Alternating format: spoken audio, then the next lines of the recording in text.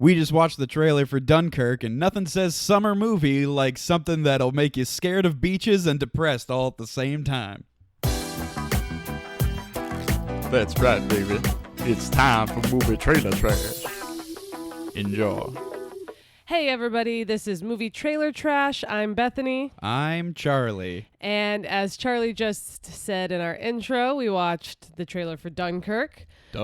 Coming out soon to a theater near you. We have to go to Dunkirk. That's how they say it. That's how the British say it. So this is a war movie, for those of you who don't know. World War II. And the reason Charlie said it'll make you scared of beaches, although it shouldn't unless you're at war, is because it all takes place on the beach at Dunkirk. Mm-hmm. Basically, from what I've heard from the only person I know who knows anything about war, my brother. Although you frame that like he's been in war. Just read a lot of books. He's read history, a lot of books. Not war. Yes, history. From what I've heard from him, which is all the knowledge I have because I haven't sought any out myself, is that basically it's a time during the war, World War II? World War II, where a bunch of soldiers were on this beach, and they were basically being pushed toward the beach because there was tanks coming toward them through the forest that could make it totally through it. So they were slowly coming toward them and trapping them. And whilst they were trapped on the beach with nowhere to go, the Air Force was coming in and shooting at them. And so, of course, the only way to escape is via boat. But it looks like the boats can't. Mowed down. Yeah, the boats are getting mowed down by the Air Force, and so civilian boats come to help. Yeah, they say it says on the trailer when you can't make it home, home comes to you. Mm-hmm. And is it a bunch of British soldiers? It's Belgium. It's Allied soldiers from Belgium, England, Canada, and France. Okay, but it sounds like a bunch of people with English accents are coming to get them, and they're just literally it's like somebody who has like a little yacht. Like like little fishing boats and stuff. Yeah. And they're like, well, we have to go to Dunkirk because our men need us. And that's, first of all, that's amazing. And this is based on a true story. It's true. And it's amazing. So here's the big thing about this movie is that it's written and directed by Christopher Nolan, who is super famous and really good at making movies. Sure. He did all the Christian Bale Batman movies. Yes, Batman Begins, The Dark Knight Rises. He did Memento, which is an amazing movie. Good movie. Hard to watch more than once, though. The Prestige, which is an amazing movie. Great movie. Seen it several times. Inception, which is very good but overrated. Same with Interstellar.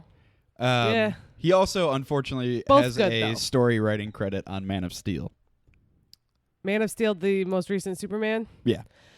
That's unfortunate, but sometimes they roped him into that. Everybody makes mistakes. I think there was something in his contract that that Warner Brothers was just like, hey, we could get him to put his name on Man of Steel. Yeah, everybody makes mistakes. We can forgive him. But the thing, so he's really good at making movies, right? Yes, I would say so. Very bad at lightening the mood. Yeah, I mean, okay. Every single movie he's ever made has been this heavy, kind of dark movie. Dark and, depressing, no hope for humanity type thing. Okay, so you said he did Interstellar and Inception. What was the other one besides the Batman ones? Oh, The Prestige. Oh, God, that's an amazing movie. All those. So those are really good movies. Most of them, not a lot of humor. The funniest movies out of all of those are the Batman ones. They all have... The Batman movies have a lot of comedic relief. They have comedic relief in them because if you didn't do that, it wouldn't be a good movie. A bad movie. But none of them have, anyone that's funny in them. Well, I mean, I would argue that Michael Caine is funny. And he's in the Batman movies and he's in The Prestige. And I would argue that till I was blue in the face. I guess. He's a comedian. He is not a comedian. Yeah, he's a Michael comedic actor. Yeah. No. Wasn't he in a whole bunch of comedies when he was young? No. He's like an action movie actor. He was in spy movies and stuff. But he's funny. Well, yeah, he's a funny person. I've only ever known him as being comedic relief. Well, no, that's not his thing. You just know him as an old man. He's Name funny. another movie he was in besides those two. I'm not good at that. I'm not good at naming movies like that off the top of my head like that. Michael Caine. He's really funny, and I would argue that he's funny. Hugh Jackman is funny, but didn't play anything funny in that in The Prestige. So here's what I'm saying about this movie in particular. So it's Christopher Nolan. It's not meant He's to be got funny. Right. It's obviously not a big laugh, a big It's a story about war. a romp through World War II. He's got a few really good actors. Cillian Murphy and Tom Hardy are the two best ones, I think. I didn't even see Tom Hardy. He's flying the plane. Oh, okay. Okay. And so I don't know how much he's going to be in it, but Cillian Murphy seems to be one of the main characters, along with that guy that I don't know who's on the cover and everything. Yeah. Harry Styles is in this movie. From One Direction? Yeah. Good for him. Good for you, Harry. Don't know. Probably wouldn't have known any other names from One Direction. So the big thing about this for me is this is a World War II movie, right? And it's like a battle, and there's going to be World War II things happening. Everyone's going to be sad and missing their family and scared, and they're going to be... I think it's going to be scarier more than it is sad. There's going to be some horribly graphic people exploding, I'm sure, and people missing their legs and stuff. I think the most graphic thing, at least for me, and the thing that scares me, is we're going to watch people drowning. Yeah, and you're going to watch people drown. The boats are sinking, and there's always people who can't get out. I can't handle that. I think, and can't. Here's the thing, because it's not fair unless it's someone who's as good as Christopher Nolan making it, right? What I'm about to say. Okay. Which is, how is this any different from any other great horror or great war movie that has ever existed? Well, especially it's a very World War different II. story. But how is the actual thing different? Well, it's just a different story. It's a different story completely. That's how it's different. I understand it's a different That's story, like but not really. saying- It's like Saving Private Ryan. They're going to rescue someone, and it's hard. Well, and first a bunch of all, terrible if stuff you're going happens. to talk about movies and compare it to movies, you know I haven't seen Saving Private Ryan. No, I know, but I'm just saying. But what I'm as saying someone who is, has. in Saving Private Ryan, was the whole thing that a bunch of civilian people had to come and save them because the army couldn't get to them? So there you go. That's what makes it different. Well, yeah, but I mean, like, tone-wise, style-wise, what is different about this? Why would you make a war movie and want it to have a different tone than a war movie? It should have the tone of war. Right, that's what I mean. So why is it being made? Because it's an amazing story. Yeah, but I mean... Just because you don't care about history and war doesn't mean that it isn't worth being made. That's exactly what it means. No, it absolutely doesn't. You're not a huge fan of rom-coms. There's a lot of different things that you don't like, but there's a ton those of things different deserve to be made styles of because rom-com. there's so many people who want to go to the theater and enjoy themselves, and people enjoy You know what themselves I mean? for different reasons. Like, every war movie has the same kind of feel to it. Because especially it's war. World War II. Almost every rom-com has the same feel to it. I mean, kind of. The whole will they, won't they, tugging at the heartstrings, feeling sad or upset or worried for them, and then they get together and they're happy. Well, no, that was story. You're talking about the story. That's the feel, though. That's No, the the emotion. feel, The emotion is the tone tone. The emotion is different. No, that's what I'm saying. The emotion So, is like, oh, she likes him. Like, and think then about the emotion's tone like, of... oh, what a jerk. She's not going to end up with him. And then the emotion's like, oh, yay, it all worked out. Think about That's the tone tone. of Annie Hall or something like that You cannot compared to ever say that Annie Hall is a like, rom-com. an Adam Sandler Annie Hall movie. is just a bad movie, and it's not romantic, and it's not comedic. It's depressing. It's a movie about one man who struggles with depression and happens to have an on and off again girlfriend. Or that one that we just That's watched. what that is. I guess that's not really a rom-com, is I'm it? sorry. I get very upset when people talk about Annie Hall. I was told it's a good movie. I watched it, and it was sad and depressing. But that's what I mean. So- It's something with that tone, a sad, like, slower tone, compared to something that's like an Adam Sandler movie or like from the late 80s or early 90s. But in fairness, we have war movies that have different tones. We have Inglourious Bastards. We have Tropic Thunder. You can't have a movie based on history. And those were like really good. But those aren't based on history. Those aren't real stories. Right. Well, it doesn't I'm have to be a sure real that story. the movie Sully, where the guy Inception wasn't a real Listen, story. I'm sure that the movie Sully, where he lands the plane in the river, it's based on a true story, has a very similar feel to other true story movies like Bridge of Spies or whatever. True story movies always have a similar feel. When I got to go see an early screening of that movie, that movie with the movie with the women on the space program, Hidden Figures. Sorry, I was having trouble thinking this up.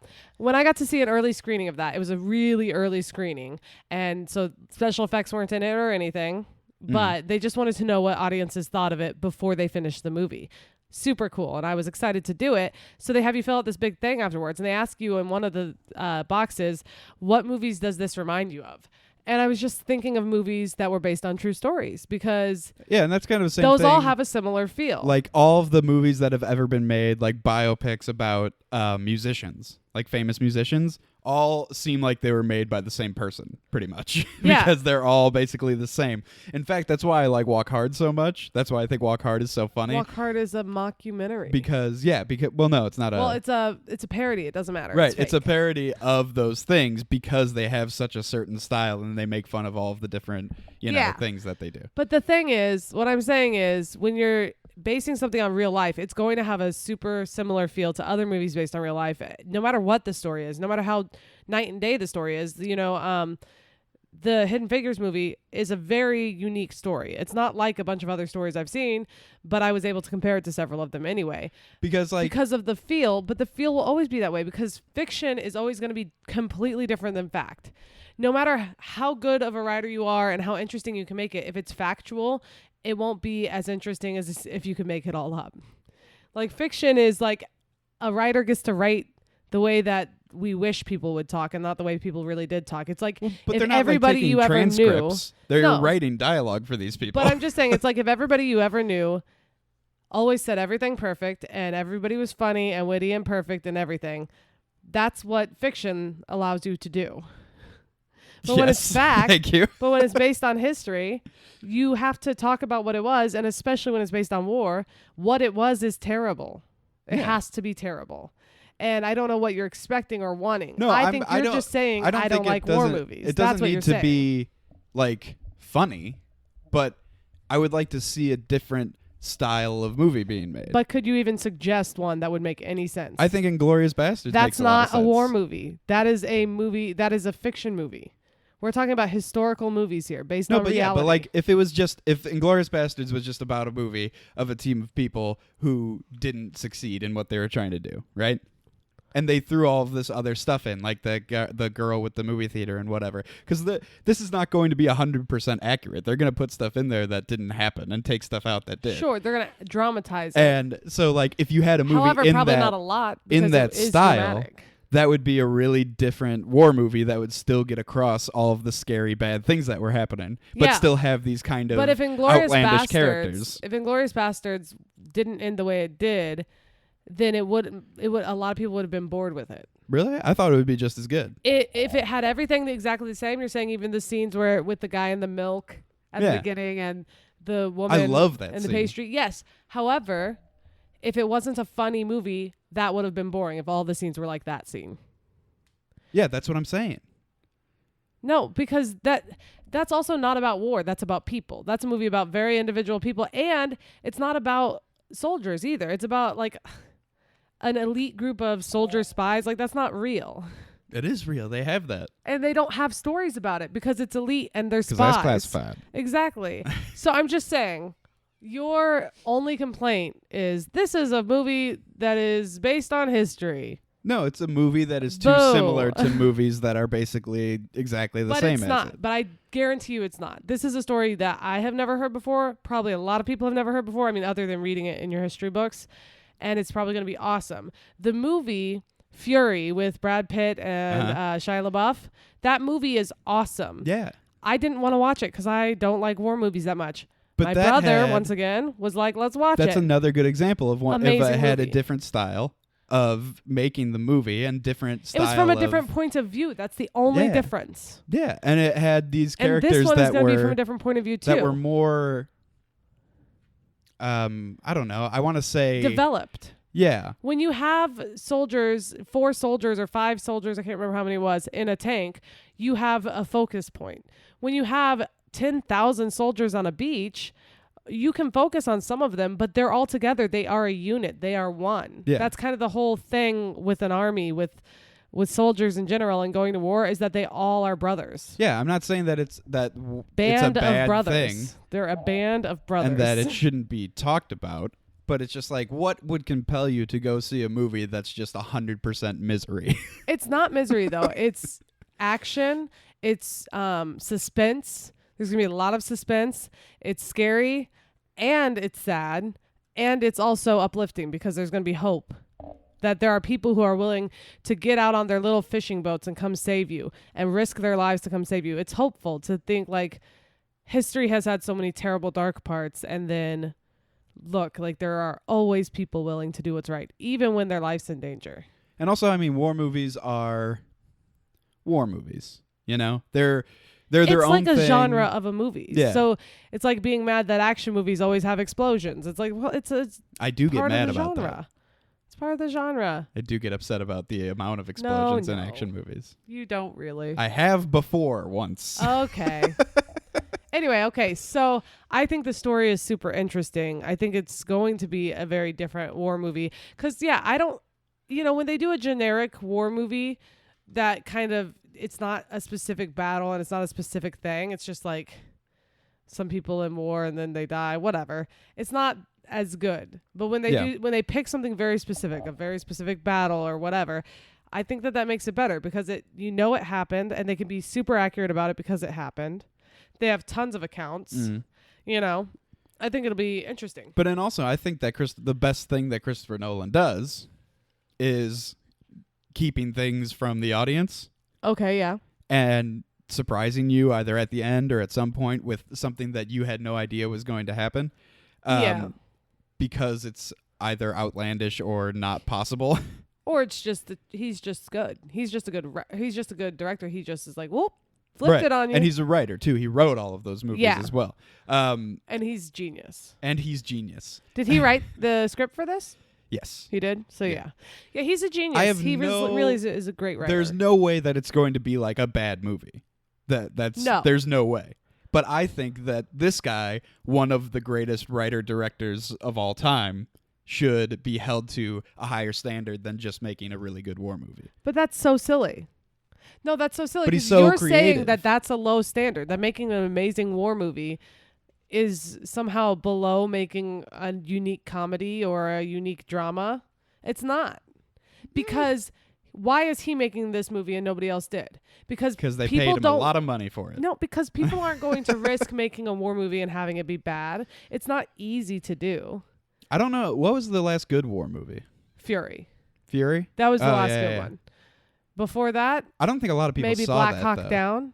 Black Hawk Down is good. Black Hawk Down is kind of different. Well, that's a different war. That's a just lot of the war movies are based day. on World War II. Black Hawk Down is just one day, and it just constantly goes. Oh and there's my God, pretty it's much so intense. There's no setup of the story at all. Really, they're just like, it hey just guys, starts we gotta go. And then it ends when it things ends. are going wrong. Bad things are happening. It's so People good. are dying.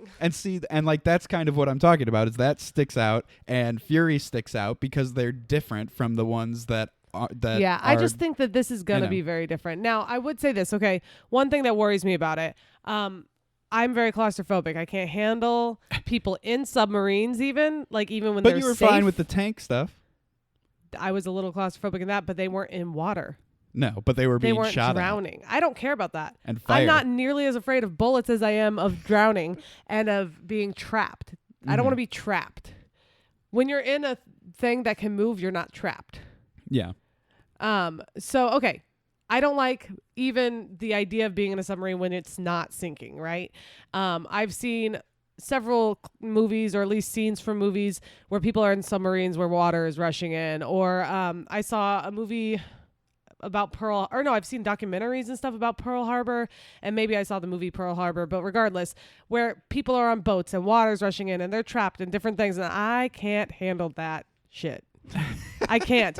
I am so claustrophobic, and for me, the claustrophobia is all about not being able to breathe. The idea that if you're trapped, you can't breathe and you can't leave.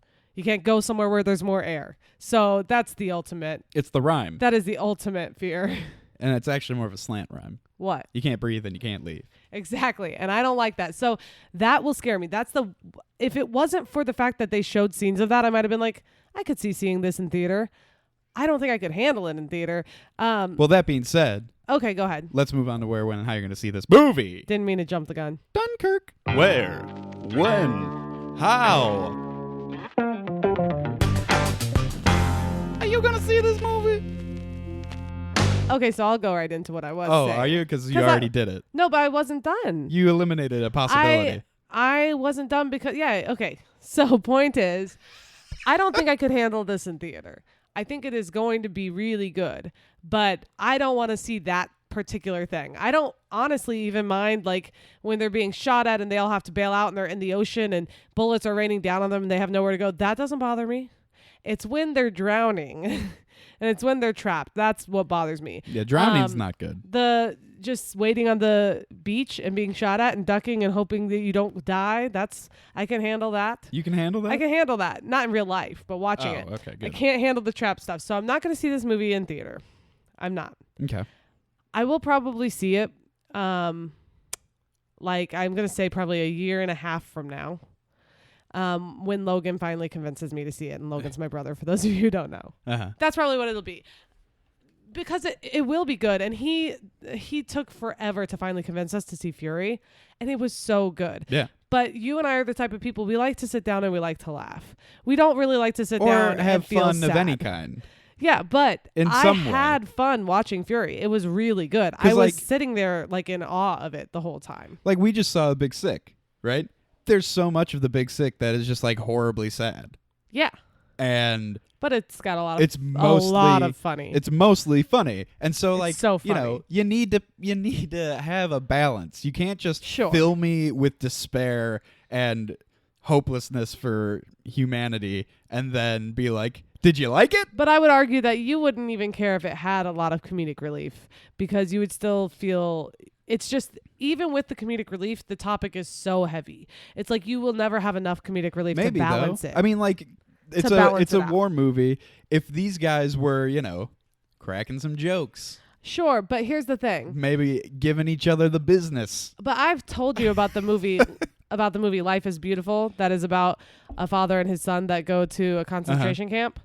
And I told you it's really funny. No, and you were I get it. How? And I'm like, no, it's really... I was mostly giving you a hard time. But it's to try and see if I could make you mad. That movie is probably the best at comedic relief in a war movie that I've ever seen. Because except for Tropic Thunder. Imagine this, because basically the guy...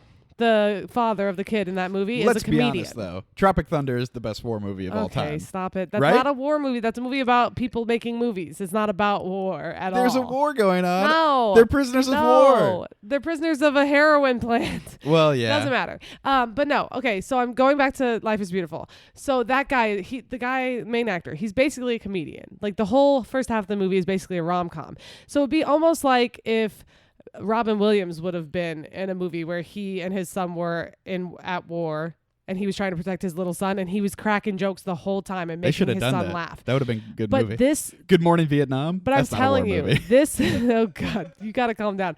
I'm telling you, that guy from Life is Beautiful was so funny. I'm trying to think of movies but that it would make people who like war movies mad that I think it's better than all of those. Exactly. So you just like I do with musicals. Blues Brothers, obviously the best musical of all time. Tropic Thunder, obviously the best war movie of all time. Shaun of the Dead, best horror movie of all time. After we saw Life is Beautiful, if you and I were to sit down and see it, you'd be like, that was depressing. I'd be like, yeah, but it was hopeful and there was good in it and there was humor and love and life. And you'd be like, it was depressing. But it's also probably funny. It's very funny, but it's such a heavy topic. I'm just saying. You could be depressing and funny at the same time. You're saying if a movie could pull it off, a war movie could pull it off if they could have more humor. Yeah. That movie has a ton more humor and it's still sad. It's war. No, yeah. I'm fine with something being sad or depressing. I'm just saying, I just need something else.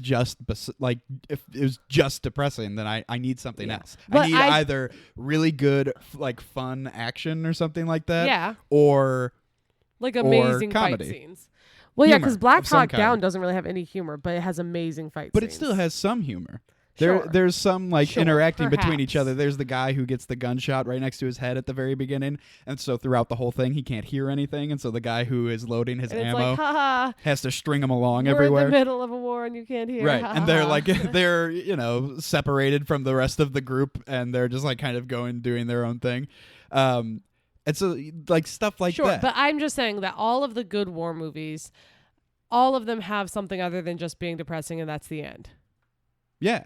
They all do. All the ones I've ever seen. And like I read a book one time on the Holocaust and The title of the book sounded like it would be really hopeful, and it was written by a Holocaust survivor, somebody who survived a death camp. And I was just waiting for the like hope at the end, or the nugget of something, truth or something. And then it was just like, it was terrible. It was horrible. Life sucks. There's no hope. Humanity is awful. And that was the end of the book. And I was like, Oprah, why'd you make me read this? Damn you, Oprah. I was so upset. So like, but most war stories that people write, most people who come out on the other side of a war and talk about it, there's some sort of goodness that they saw in the world when they were over there. Yeah. And there's a really obvious part of this movie with that specific, overarching theme of hope and people are good and whatever. Home is coming to you. These people aren't trained. They're on their own personal boats that they take out for fun, and they're like, let's go save 10,000 soldiers. But guess what? How are they going to do it? I have a feeling it's not going to be like, here they come, we're saved, and then they get them all, and then they boat off into the sunset, and the music plays, and the credits fall. I doubt that's what's going to happen. No, I have a feeling a lot of them will get murdered. Yes, a lot of them are going to die, but I also have a feeling that there's going to be a lot of Air Force support that will come through in the end too. Tom Hardy. Yeah. Like I think that it's going to be like, maybe crazy. It's even, in fact, maybe it's even like civilians flying. I don't know. I don't know the situation because I don't know the story.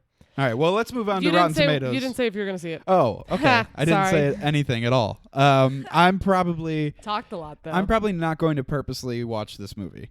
Yeah, but you might see it someday, and but that does not mean surprised. I don't think it'll be very, very good and well made. Okay, fair enough. Let's move on. Let's. Rotten Tomatoes percentages.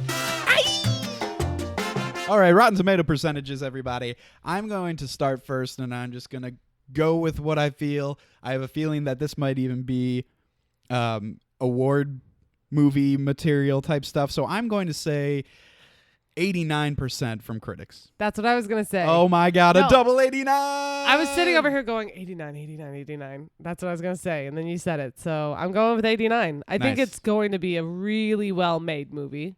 Critics are going to love it and talk about it. But like you said, it's hard to get above a 90% nowadays ever. And I think the best way to do that is to do something completely shocking and unique. And this is history. It's something that's happened. So there's not going to be as much element of surprise. And there's nothing critics love more than just leaving a theater feeling like they're 80 pounds heavier than when they walked in because of how just like 89 pounds, 89%. So their soul has been weighted heavy. Weighted down You've made your point. I'm going to say audience will give it about 85%, a little less, but they'll still enjoy it a lot. Okay. Do you have an audience score? Score, I'm going to say 93. You know what you're getting. That's good. You know what you're getting when you're going to this movie. That's true. You're not going to go to this movie if you aren't excited about this movie. See, I'm not going to go to this movie because it's not my cup of tea. If you just were showing Tom Hardy flying around, maybe a lot more people would go, I would probably go, and then I'd go see it, and I'd be like, "Geez, that was rough." Yeah. I think it'll be really good. I think I'll see it someday, a year and a half from now, maybe 2 years from now, and I'll be like, "Oh my God, that was amazing!" But it's just like, Schindler's List. Also, it comes out on July 21st. Oh, okay, yes. We got stuff to see, man. Oh yeah, we have plenty to see. There's a lot of good stuff this summer, and just this whole year has been a really good movie year. We still haven't seen Spider-Man. Yeah, Spider-Man. and next weekend, Planet of the Apes. Yeah, and we got to see Baby Driver again. No. I don't have time to go rewatching movies in theaters right now. Do you know how badly I wanted to rewatch Wonder Woman? But then things came up. Other movies came up. What can I do? Yeah. But no, okay. Real fast, Schindler's List. Best war movie of all time. Probably. I don't know. I've never seen it. I know. And but that's there's no what I'm way saying. It's better than Tropic Thunder. You shut your face. You're just making people mad for no reason. But no. Oh, wait, seriously. What would you rather watch on any given day? Schindler's List or Tropic Thunder? What would I rate higher, Schindler's List? No, that's not what I asked. It doesn't matter because what would you that's rather not what watch? I consider good movies. I don't say a good movie is one that I can watch again and again. A good movie is a good movie, and you just gotta shut your face because you haven't seen it. The whole point that I was making is Schindler's List is probably one of the best war movies of all time and probably one of the best movies of all time, based on a true story, and it's amazing. It's a work of art. It's amazing. If you're fighting Nazis, make it. Does it count as a war movie? What do you mean? Just answer the question. No. No? No, not if it. I'm talking about historical real war movies here. I'm not talking Indiana Jones. Oh, you knew where I was going. Yeah, that's why I had to say no. So, okay, listen. Wait, what about Star Wars? That's an intergalactic war. Listen, you've never seen Schindler's List, am I right? That is correct. Which is crazy. Did you go to high school in America? Did I go to high school? Is that a high school movie? Yeah, I don't know how anybody who didn't see it by the time they were graduated from high school. I thought it was a requirement. Isn't that like a really... It's rated R. Like you got to have a teacher who's friends with the principal. Shout out, Mr. Murdoch. Thank you. Best week of my high school life. Wow. Yeah, it took Schindler's a whole List week. It took a whole week because you got the best week of your high school life. You got 50 minutes per 4 period. years. You got 50 minutes per period. You've got to take roll in the morning. All these things. By the time you sit down and everyone through gets your their high school day. By the time you sit down and everybody gets their bagels or whatever No. treat you have, Come on. you're not going to get through the movie. It takes 4 days, 5 days. Bagels. What's wrong? Anyway, Who doesn't brings matter. bagels to a movie? It was first hour. It was 7:30 a.m. I got my movie. I got my bagel. You hang on. You think I should have been eating like popcorn and candy at 7:30 a.m.? Yeah, you've done it before. Okay. Regardless, the teacher wasn't bringing that stuff in. He was bringing in bagels. Bagel time. I'm getting off topic. The point is you've never seen Schindler's List. That's an amazing movie. You should see it. One day you will see it. And when it's over, you will be like, wow, that was amazing. And that's what I'll probably think about Dunkirk. Uh-huh. That's the whole point I was trying to make with all your interruptions and a little backstory about my life. I was just trying to say that with war movies, if you're not super into them, like my brother and other people I know, then you don't want to just sit down and watch something terrible and sad. But then when you do, you're just in awe of it because it's a big feat and it's an amazing story and it's real life. And it's What great. is better? Any war movie you've ever seen or Star Wars? That is so... Schindler's List is better than Star Wars. No, there's no way.